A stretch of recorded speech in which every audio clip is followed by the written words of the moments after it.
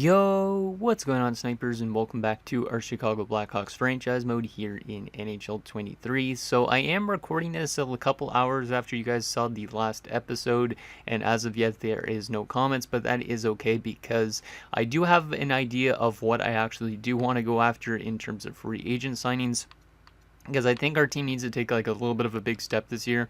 We have had struggles in the playoffs before, and we let go of a lot of players this offseason, but we do have youngsters that are on the uprise, which is a good sign. And with a lot of young guys in the system as well, I think our team should be pretty competitive soon. It's just all about finding that one piece to help set this team over the top.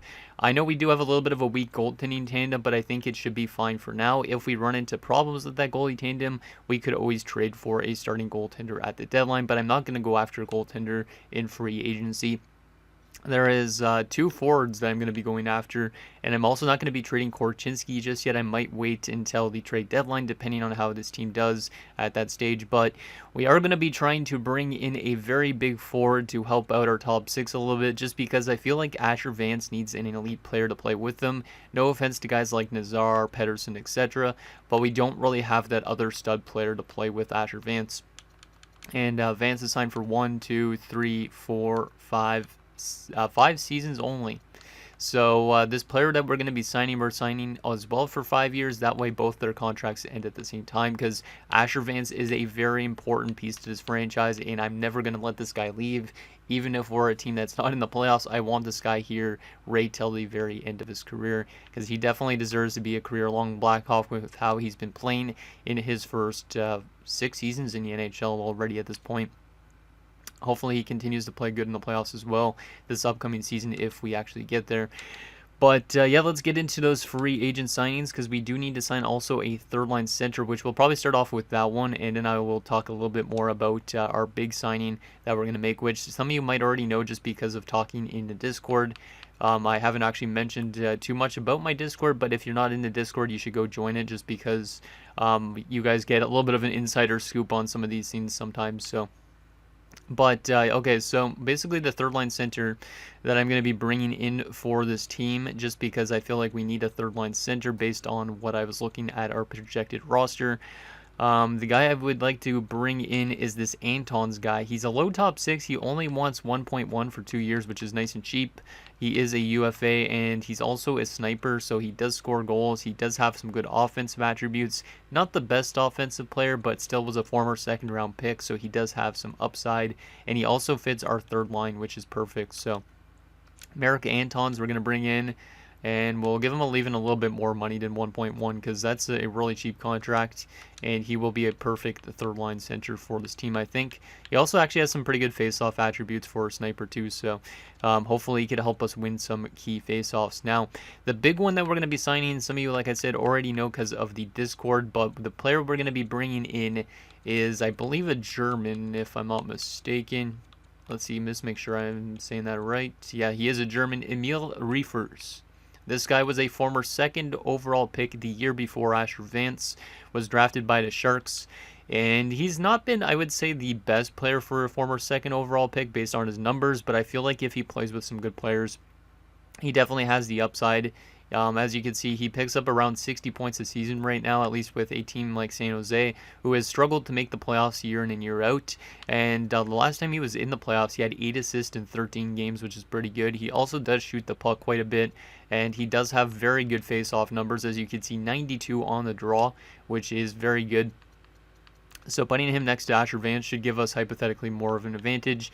His career face-off numbers are actually 55%, so yeah, this guy is definitely a guy that could win a Selke for us and also help us play better defensively on like our penalty kill and all that type of thing. So I think he would be the perfect option to put next to Asher Vance, and it will also probably play Frank Nazar on that top line, and that would give us almost like a legit top line. And in our second line, we'd probably do like Pedersen, Holtinen, and Recchi, and third line would even probably look pretty solid with like Bales, that Antons guy, and also probably, who was the other guy, Donald Little. So I think our top 9 in general will be pretty solid. Our fourth line might be a little bit weak, and like I said, our goaltending might be a little bit weak, but we have a good defensive core in front of it, so it should be okay. Now, the only problem is with our defensive core is I don't really know who's going to be sitting in the minors, because we have like 3 defensive prospects that are still on the cusp of the NHL, so I guess it really depends on how much they grow in the offseason, but we might have to make some trades just to get some guys into the lineup. We'll see what happens when we get to that point. But yeah, let's sign Reefers, and we're going to do a 5-year deal just because I want him to be on the same timeline as Asher Vance. And I am going to also go $11.5 million, I think. Maybe a little bit more than that. Because we want to definitely outbid Seattle and Anaheim on this. So let's do 11.6. I just want to play it safe. 11.6 I think is still a very solid deal for a young 25-year-old 90 overall guy. And also when we lose guys like Hale McCarr and stuff like that, we'll end up freeing up some cap space. Eventually we could trade Holton in. That will also free up some cap space. So I'm not too worried about the cap situation just yet. But having this guy locked up as long-term as Asher Vance is crucial, I think, just because I want to make sure we have the flexibility to bring back Asher Vance, because like I said, he is definitely the key for our team to win some Stanley Cups, I think, in this franchise mode. So there is the big contract we're going to send out, and I think that's all we're going to sign this offseason. Like I said, we could have went after a goaltender, but I think I'm going to rely on the 2 young guys, just because might as well give Pitton and Donald an opportunity. Donald should grow to being like a starting goaltender within a few years, and then Pitton hasn't been, I would say, the best backup goaltender. His regular season numbers were great. His playoff numbers were terrible. Yeah, he's going to get a big shot this year, and hopefully with how good our defensive core is in front of him, hopefully he gets a very solid chance. I could always trade away Nugent Hopkins this offseason because of the fact that we do have other guys cracking the lineup, and Nugent Hopkins would get sent down to the minors more than likely. Yeah, we're going to be into trouble with our defensive situation. Like, Ovechkin and Potter might legitimately be listed as top 6s, so I might have to still trade Korchinski at some point. But I might honestly play one of those guys in the minors for another year or something like that. We do still have Chris Stahl, who's an RFA, but he will accept his contract likely in the next month, my guess, since he's relatively cheap. So yeah, let's begin to sim up to next season and see if we get Reefers. If we don't, I think there is another option that we could potentially go after, and I believe it was like Kent Johnson. So that wouldn't be a bad option. He's like 28, I think, but he's like literally like an 86, and he's a playmaker or something like that. That wouldn't be a bad option for the top line, but I think Reefers is definitely what I really want. So, because I think this team definitely needs to have 2 elite players, not just one running the boat the entire time. So I was hoping Pettersson would be that guy, but Pettersson hasn't really evolved into being that yet. He's still a solid second-line center, but he's not really a first-liner. So let's go to Saturday the 5th and see if we get Reefers. There's Anton's, and we do not know about Reefers yet. So maybe another team has jumped into the conversation, which would not be good. At least we got Anton's for the third-line center. Oh my goodness, Reefers has 10 teams interested in him now. Jesus. Oh man, we might be in a bidding war here. I wish I could offer him a new contract instead of having to wait and see if these other teams get him and not. Oh boy, we're in a bidding war for him. Shane Wright only has 4 teams interested in him, but damn, 10 teams, and then Stützle has 13 teams interested in him. Come on, Reefers, come home, please. Come home. Because I don't want to have to necessarily go after somebody like Kent Johnson, but he might not be the next best option, but he's still not an elite player by any means. So, Reefers, please, buddy, please. We have Asher Vance here. You definitely want to come play with Asher Vance, right? There you go. Let's go. Woo! We won a big free agent. Let's go. Multiple morale changes for signing Emil Reefers. That's a big win this offseason. That's why we give him a lot of money. That's why we give him a lot of money. So Emil Reefers is now the newest member of the Chicago Blackhawks. Let's continue to sim up to next season and get our line set up. I'm very excited for next season, though, because there's going to be probably like Ziska jumping into the NHL, like maybe as a 4th-line center option. But yeah, it's going to be very exciting to see some of the young guys in our lineup. And, this is interesting. Chris Stahl's been qualified and offered by Arizona. Do we really need Chris Stahl? I don't really know if we need him. He played 1 playoff game, but didn't play any regular season games last year for us. I think I'm going to match that offer. It's 1.665. It's nothing. So, and we need depth just in case some of these youngsters aren't ready to make the jump just yet. So, Better safe than sorry, you know. If needed, we could always trade away Crystal, but looks like he's a guy that players on our team like. So let's get our lineup set up. So we go with Reefers, Vance. Haltonen makes it a +5. That's interesting, but that's not exactly what I was after. Still a +5 with Nazar there, though. That's really good. Okay, yeah, our top 6 is looking pretty nice. Maybe the best it's ever looked. Corrado as a third liner is not bad either. Huh, a playmaker he is. That's actually an interesting. That's actually a perfect fit probably for somebody like Bales, because Bales scores a lot. But the thing is, we want Little on that third line since he's more of a third liner. Yeah, I'm liking the looks of this team. Corrado and Ziska both getting into the NHL. Pinto should probably be in instead of Crystal, though, to be honest. So we'll get Pinto in here. I didn't realize Corrado was going to jump up to an 80 overall already, but so be it. We'll probably go something like this, maybe. Huh. How good is Ziska's face-off? 78, 77, and 78. I guess we'll keep Ziska down the middle. And we'll put Pinto on the offside since I believe he's probably the better shooter. Maybe not. Corrado might be a little bit more balanced. Yeah, this team is looking pretty good, actually. And then Avery Potter has jumped to an 81. God damn. Okay, and apparently there's still a minus here, which is not great. Yeah, this is where I would probably trade Korchinski. But, what can we do here? I might have to run with the -3. Or I have to move somebody out that I don't want. Yeah, I think we might have to move out Korchinski still. Nugent Hopkins as a depth defender is probably better than using a young guy as a depth defenseman. Ovechkin's listed as a top 6 defender. I should probably call him up and see how he fits our team. And also we have Niittymaki listed as a top 6 defenseman. Yeah, see, this is where Korchinski getting traded makes some sense, but it also would make our team weaker. I am going to call up Hartnell as a depth option, though, because Hartnell shouldn't be in the minors. Because we signed him last year as a free agent for like a 4th line role. Oh boy, this is going to be interesting. This is what happens when you have too much prospects. Patterson is AHL eligible, which is good, so we got some really solid prospects down there in the minors, but oh boy. Like, even Pielmeyer's a friggin' 78, and he was a 7th round pick. Like, what am I supposed to do with all these prospects? Like, that defensive core is actually gross. Like, Havana's almost an NHL defender, too. God damn, yeah, I don't really know what to do with this. Maybe we'll call up Ovechkin and see if he works better on that top 6 with Lowry. And if he does, then we probably would... I want to play Potter, though, because Potter's good. Yeah, I think we might have to trade Korchinski still here. Potter does work on that top 4. If we take out Korchinski, we're going to send down Nugent Hopkins for a second just so I can call up Ovechkin. See if he fits better on that top 6. So we call up Ovechkin. Niittymaki could probably spend 1 year more in the minors. We'll send down Nugent Hopkins for now since we don't have to worry about waivers. But yeah, this is some good youth integration. Just see. Okay, that's good still. So we'll go back to defense. We take out Korchinski. We put in Ovechkin. -3. At least it looks like it. Let me just make sure that's actually a -3 because I know this game glitches out too much times. Yeah, still a -3. What if I went down like this? -2. Went like this, -1. Okay. We're working out something.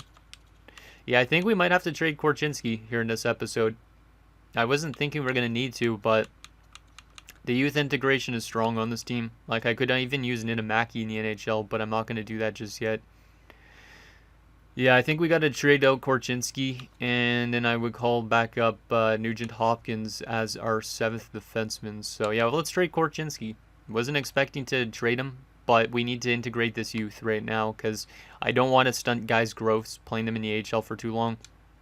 I know it makes no sense with how much we just brought in with Reefers and whatnot, but yeah, we got to get rid of Korchinski here. He's on the last year of his deal, and more than likely, I would say he'd walk. Because let me take a look at his asking price first before we flip him away. It's probably going to be like $7 or $8 million, and I don't really have the cap flexibility to bring him that much money. Yeah, I wouldn't want to do 8.2 for 6 years for an 86.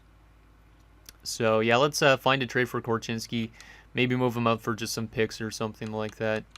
Because at this rate, we just need to get rid of him. He's not a bad defenseman, but I just don't have the use for him anymore.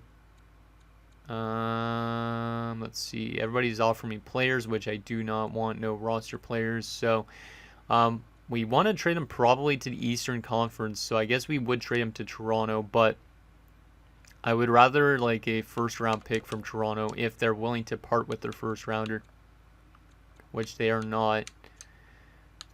And that still might work out. They have 45 skaters in their organization.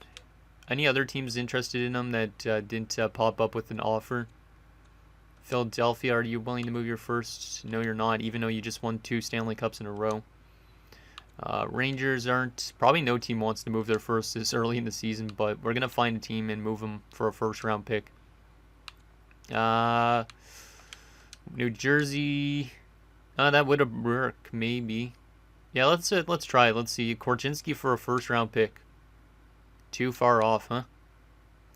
What if I retained a little bit of salary? Since it's only for 1 year, it's like, okay, I could retain like $1 million or something like that. It'll probably get it to them to accept it. We don't really need to retain, really, but I think it'll just get an AI team to accept it. So for $5 million instead, still not willing to accept that deal, huh? How about 1.5? I don't really care if we're retaining. It's just for the season. Still rejected. We might have to look for a different team. How about retaining $2 million? Still rejected. I'm giving you guys a legit top 4 that you could re-sign at the end of this year. I'll retain a full 50%. So $3 million bucks. You get them for $3 million this season. Nope. That is interesting. So let's get rid of the retention.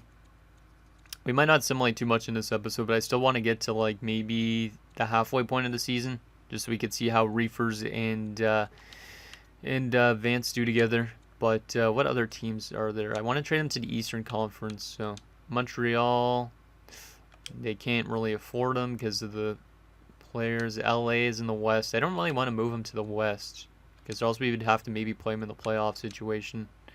Florida, it looks like your first is worth less though. So will you do a first and like a third for next year? That's accepted. Okay, there we go. So Korchinski has been dealt, which honestly might come to as a bit of a surprise for this team, but we need to get the youth into the lineup. And like I said, Niittymaki could even be a top 4 defenseman by the end of the season, which means I really don't know what the situation is going to be like for this defensive core. Somebody on the young prospect pool will have to go, I think, or we'll have to let go of Cale Makar when his contract comes to an end next offseason. Like not this upcoming offseason, but the next offseason. So yeah, there is definitely some questions I have for this team. I'm definitely not using Niittymaki as a depth option because I don't want him to be scratched. Unless he fits this team better than somebody else. We could call him up and then scratch somebody else, but the other guys are like legit top 6s, right? Yeah, they are. Niittymaki is as well, though. Yeah, like Avery Potter's pretty good at this point. Ovechkin's a good shutdown guy. Yeah, I think I gotta leave Niittymaki in the AHL for 1 more year, even though he was a high up pick. And then we'll use Nugent Hopkins as the depth option. And yeah, hopefully Niittymaki tears up the AHL or something like that. So go best lines down there. That's good. And let's make sure our team is set up here properly in the NHL. I don't like that -1 still. But we're going to have to probably run with it. Yeah, we're probably going to have to run with that.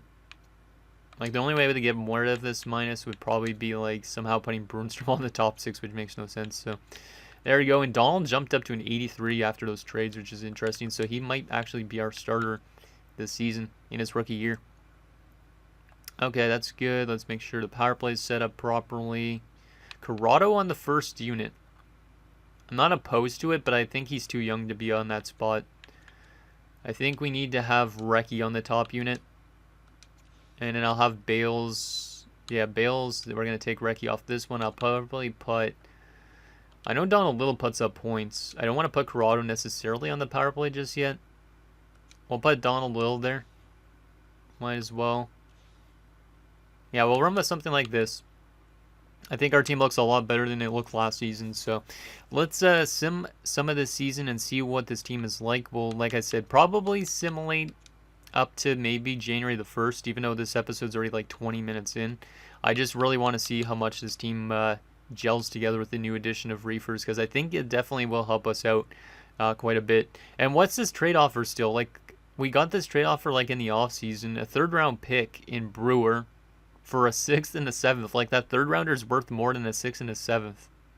How is a low top 6D like negative value? That's not even signed. I don't get it. It's one of the worst AI offers I've ever seen. We don't want to bring Teuvo Teravainen back to Chicago. I don't think we really need him anyways. At least with how this team is set up. Teams are calling about Niittymaki, which is interesting, but I don't think Niittymaki's getting moved. He might be a prospect that we would have to move, but I would like to keep him because once Makar is gone, I think he could be that top offensive defenseman for this team. So 3 and 4 in the preseason. Obviously, preseason doesn't matter too much. Holtonen had 8 points in 7 games, which is good. That means that second line at least seems to be doing pretty well together. Let's see how this team does this season. I don't really know how much wins I predict from this team, but I do think we're going to have a step up with the addition of Reefers. Like, I feel like Reefers and Vance hopefully are going to be a dynamic duo. Like, I really want them to be kind of like the Agostino and Michkov we had in Arizona. That's why I thought bringing in a good free agent would help this team out offensively. So, our first game of the season, we win 8-1, so maybe that's a good sign. And once again, Columbus is showing us some dumb trade offers. But that's a good sign, winning the first game with Emil Reefers 8-1, but then we lose the next game 4-3, and we're still getting thrown all these dumb trade offers. I do not want to see no trade offers, please. 2-2 in our first 4. Looks like we're still doing pretty good offensively. 3-3-1. A little bit of a weird start, but that's okay. Vance has already got 5 goals in 7 games and 8 points, so yeah, Reefers must be helping him out quite a bit, and then also 5 goals in 7 games. Vance, I wonder if he's going to hit 60 goals this season. He hit 58 last season. He could hit 60 goals this season easily, depending where he's at January the 1st. But let's continue to simulate. Not too worried about this little bit of a slow start because we'll hopefully eventually find our footing and start winning a ton of games. Like, there's 2 wins in a row right there. There is a loss. There's another loss. A little bit of a weird start. Not going to lie, but I mean, we don't need a perfect season to win a Stanley Cup. We know that. Our elite goalie prospect we just drafted like last episode. A 3rd, a 4th, and Brewer for Troy Terry. No thank you there, LA. Man, the AI throws sometimes like really bad trade offers at you. Patterson, no thank you. I'm not moving Patterson out. He's playing in the AHL this season. Might be in the NHL as early as next season. There we go. Now we're starting to win games. And there was a loss. 11-8-2. Not too bad. How's Vance doing so far in those first 21 games? Cale Makar leading the team. Okay, that's not what I expected, but that's good. Because we needed that offensive boost from our back end. Makar's been kind of streaky and not necessarily the best player that we brought in free agency-wise. But this season he might be off to a very good start and maybe win a Norris if he continues on this pace. So not too bad. Kind of surprised that everybody's under point per game on his team, though. Maybe that means we have really good depth scoring, though. Hopefully Ziska and Corrado are doing pretty solid to start their rookie seasons. Will be exciting once we get Patterson into the NHL and to play with the 2 of those guys because all 3 of them were former first-round picks of our team. So there's another win. There's another win. Good to see us getting those offensive legs going. Ullmark on waivers, the recent goalie who scored in the NHL. No, thank you. Don't really need a 76 overall. Even though it's Linus Ullmark. Avery Potter has been injured with a sprained ankle. Not good for the youngster, but we'll go replace player. That kind of sucks, though, still. Because obviously we want those youngsters to get as much time as possible in the NHL. And now he's back already a week later, so that's good. At least it wasn't too long term. We'll put him back into the lineup. There you go. Hopefully a lot of these youngsters are doing really good this year. Like, it's even Donald's first season. Like, we have like 4 rookies on our team, I think. Oh, no, that's not good. Anton's the guy we literally just signed in this episode. Post-concussion syndrome, out till February the 18th. Let me just go replace player, but let's stop the simulation here. Jeez, that's not good. Our third line center goes down. Vance has got 15 goals in 27 games, so he's actually slowing down quite a bit. That's not great. Maybe Reefers is more of a goal scorer than we thought. Yikes.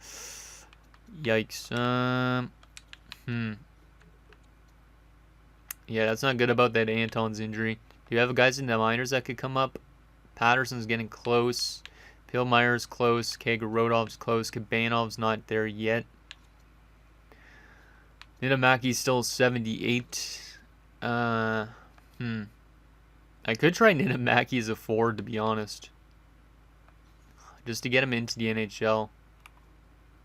Like, this guy has 15 points in 21 games.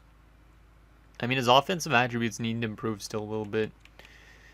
I think I'm going to just keep him down there in the minors, and we'll try this lineup still for now, with Pinto as the third line center and Cristall back down here on the fourth line.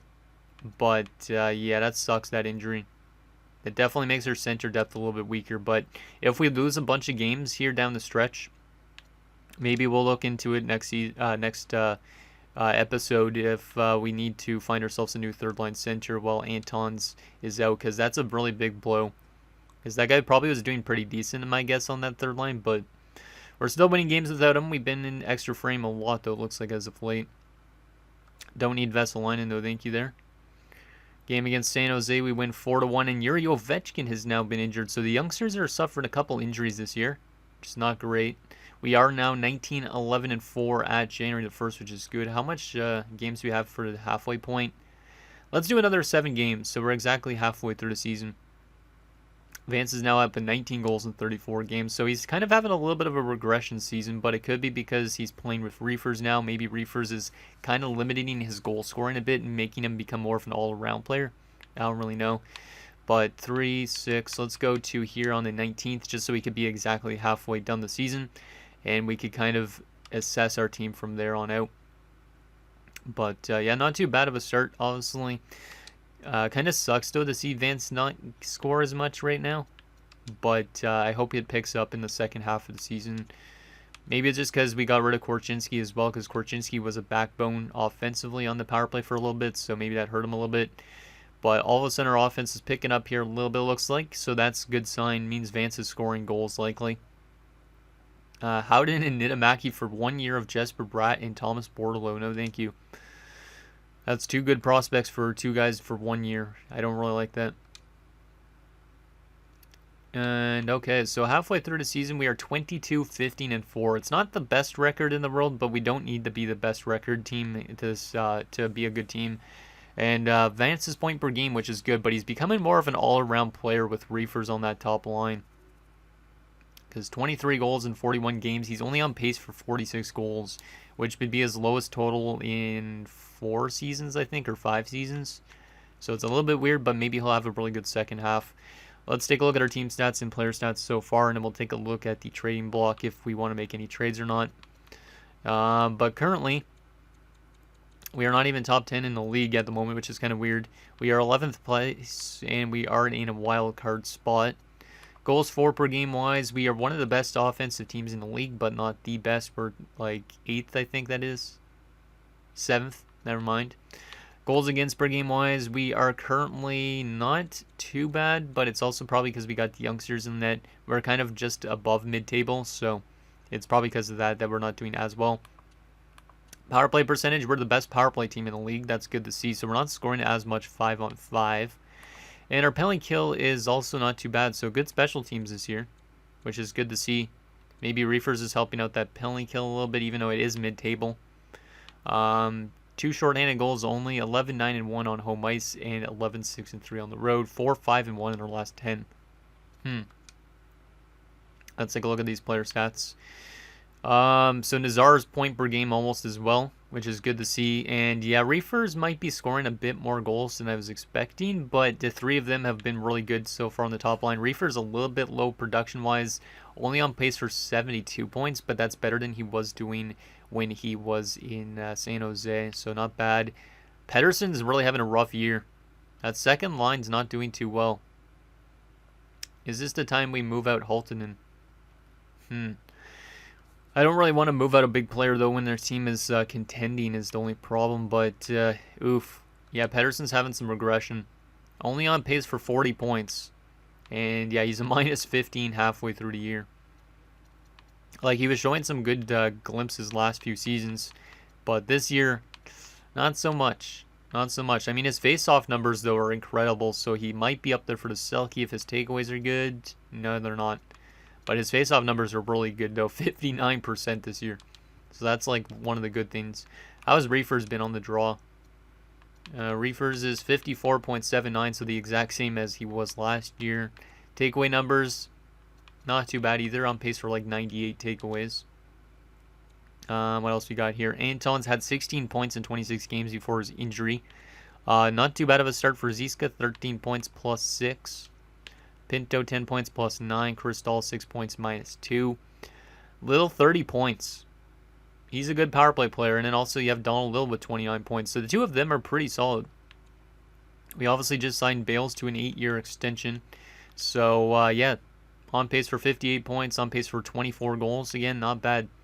And then Lil, 30 points is pretty solid as well. He's on pace for 60 points. And that's why I signed this guy for 3 years. But once that comes to an end, he might leave the team, to be honest.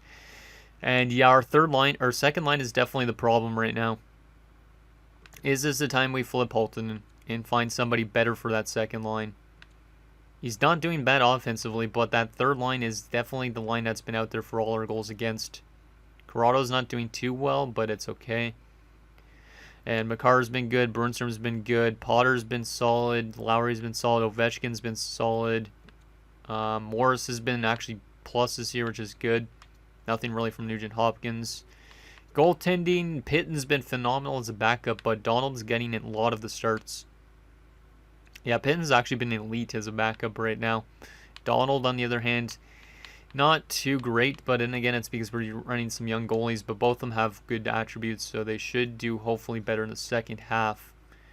But yeah, the problem right now is definitely that second line.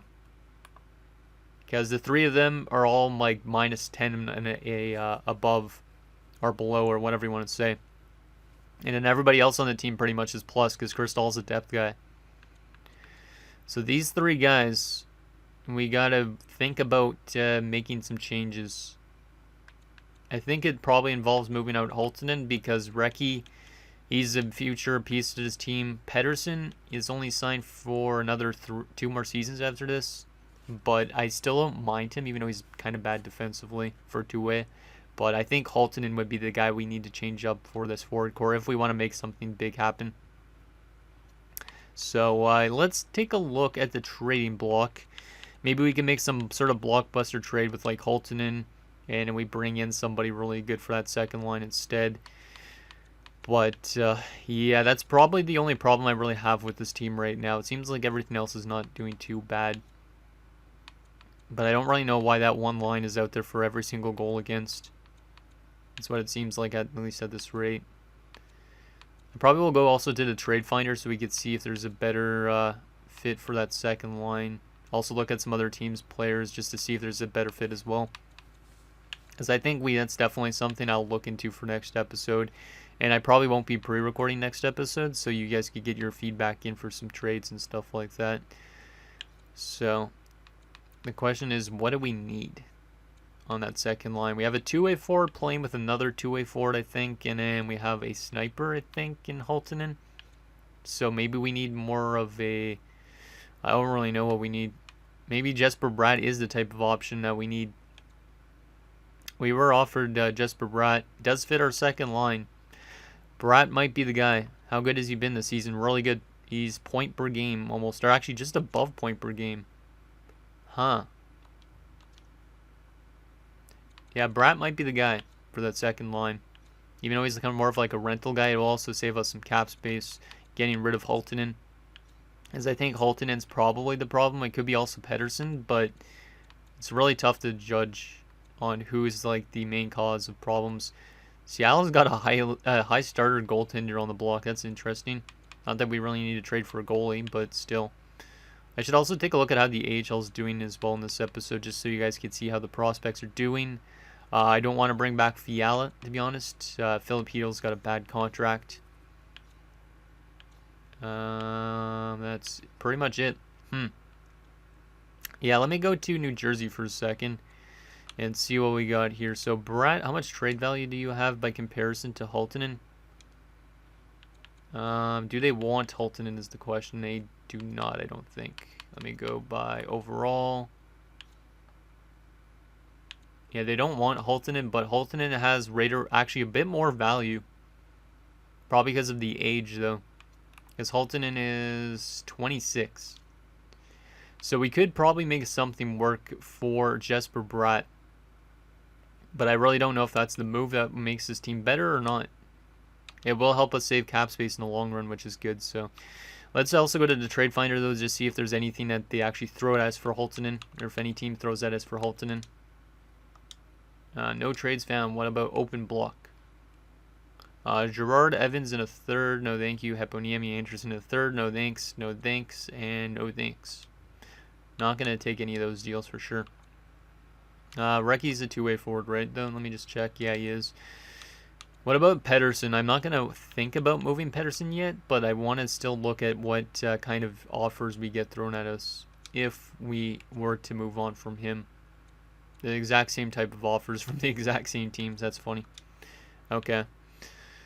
Interesting. And while we're getting some really good development in the AHL, which means more guys are going to be wanting to come up to this NHL team soon. So, yeah, our team is definitely due for a shakeup. Let me take a look at player stats in the AHL for our top prospects. So, right now, Rodney Patterson not doing too hot in the AHL for some weird reason. Maybe I should change up the line a little bit. Try and get a plus on that top line. Don't want to move Kabanov down. I don't really know what we could do, to be honest. Maybe I'll put Patterson on the opposite side. Try and change up something. But let's take a look at some of our other prospects. So Patterson's not doing too well. Kabanov is on pace for a career season in the NHL. That's good to see. That's why he's up to a 78. Yep, he's definitely making the NHL as early as next season, maybe even this season. Bobkov, still like a fringe NHLer, but he could honestly play in the NHL with some of his attributes. Pielmeyer, listed as a depth forward, looking pretty solid, more of a grindy bottom six guy, I think, but he's also actually listed as a sniper. Former 7th rounder. So him, Kabanov, there's even Kagorodov, are all like almost NHL ready. Pretty much also in 90. Same with Patterson. Oh boy, we have way too much good players down here. How about the defensive prospects?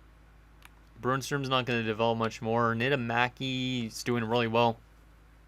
29 points, 34 games. Yeah, maybe if we brought him up, that would help out the offense a little bit for that second line. But they need to play better defensively is the problem. Kavanagh, not doing too bad. Solovyov, not doing too bad. And then Schwartz, I believe, yeah, he's not really much of anything, but still, there you go. Goalie-wise, how is Tukio doing? Really well.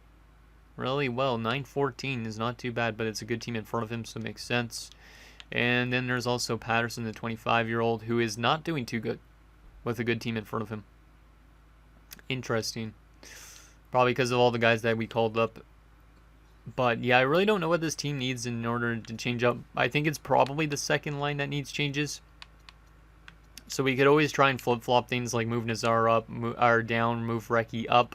Or we could try and trade away Holton and that type of thing just to change it up a little bit. Because this third line has been good. They're all plus. The second line you can see is terribly plus-minus. This first line's been okay defensively, but they're out there for a lot of the offense, which is good. And this fourth line has also been pretty good defensively. And then you go to defenseman, top pairing minus, which is not good. But the rest of the pairings have been good. I don't know, maybe Brunstrom and Makar are kind of a duo that needs to be split up. Like, we could honestly put Brunstrom to the second pairing. We could try some stuff like that defensively as well. And then goalie-wise, I don't know if Donald's really the man. But, yeah, Rudy Pitten's been phenomenal as a backup, so... And once Antons comes back, that third line will be even better, so... Anyways, guys, that's going to do it for this episode of our Chicago Blackhawks franchise mode. So in next episode, we will take it to the trade deadline. We'll simulate the rest of this entire season. And yeah, we'll see if this team can pick it up a bit more offensively, even though they are doing good right now. And we'll also see if that second line can improve if we do decide to make some trades in the defensive standpoint. So guys, think down below, and I'll see you guys next time.